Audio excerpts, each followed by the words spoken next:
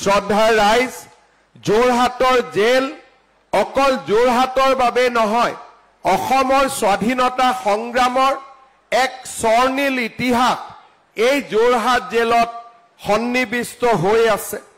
অসমৰ স্বাধীনতা আন্দোলনৰ কেইবাজানো মহিৰুহে যোৰহাট জেলতে যোৰহাট কাৰাগাৰতে তেওঁলোকক ব্ৰিটিছে নিক্ষেপ কৰিছিল আৰু এই কাৰাগাৰৰ পৰাই তেওঁলোকে এখন স্বাধীন ভাৰত বিকশিত অসমৰ সপোন দেখিছিল।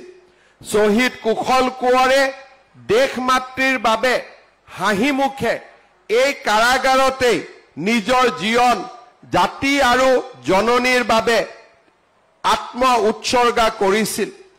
এই জেলৰ এক বিশেষ গুৰুত্ব আৰু এই জেলৰ লগত জড়িত আটাইবোৰ ঐতিহাসিক কাহিনীক আমি সমগ্ৰ দেশৰ মানচিত্ৰত বা সমগ্ৰ দেশৰ স্বাধীনতা সংগ্ৰামত প্ৰতিষ্ঠা কৰাৰ বহুদিন আগতে প্ৰয়োজন আছিল।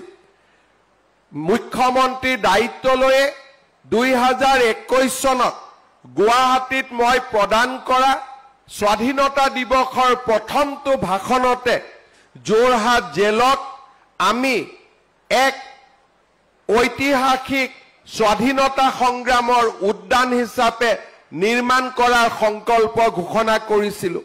প্ৰায় 200 বিঘা মাটিত 180 কোটি টকাৰে নিৰ্মাণ হৈ থকা এই যোৰহাট কাৰাগাৰৰ সন্মুখত আমি নিৰ্মাণ কৰা ফ্ৰীডম মেমৰিয়েল মিউজিয়াম আৰু উদ্যানো আমি 2026 চনৰ জানুৱাৰী ফেব্ৰুৱাৰী মাহৰ ভিতৰতে উদ্বোধন কৰি যোৰহাটৰ ৰাইজৰ বাবে অসমৰ ৰাইজৰ বাবে আমি আগবঢ়াই দিম।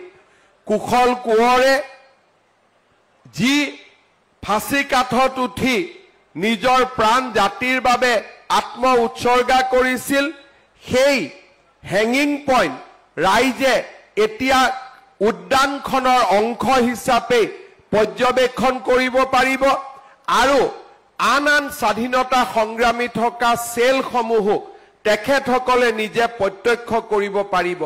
আনমান আৰু নিকোবৰ দ্বীপপুঞ্জত যি ধৰণে স্বাধীনতা সংগ্ৰামীসকলৰ অৱদানক জীৱন্ত ৰূপ দিয়া হৈছে, তাৰে এক অনুৰূপ প্ৰচেষ্টাৰে আজি আমি যোৰহাটৰ কাৰাগাৰকো 180 কোটি টকাৰে আমি নিৰ্মাণ কৰি যোৰহাটৰ ৰাইজৰ বাবে উৎসৰ্গা কৰিবৰ বাবে আমি নিৰবিচ্ছিন্নভাৱে কাম কৰিছোঁ।